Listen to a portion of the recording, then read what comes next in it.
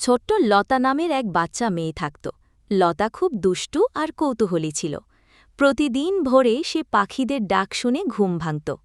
তারপর খালি পায়ে দৌড়ে যেত গ্রামের মাঠে, ফুলের বাগানে আর কখনো কখনো নদীর ধারে।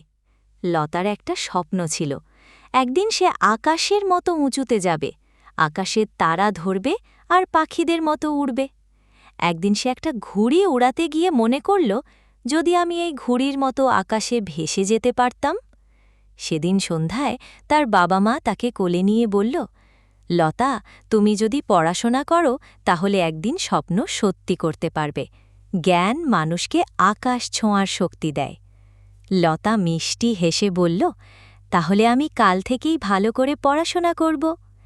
সেদিন থেকে লতা শুধু খেলাধুলা নয়, মন দিয়ে পড়াশোনাও শুরু করল।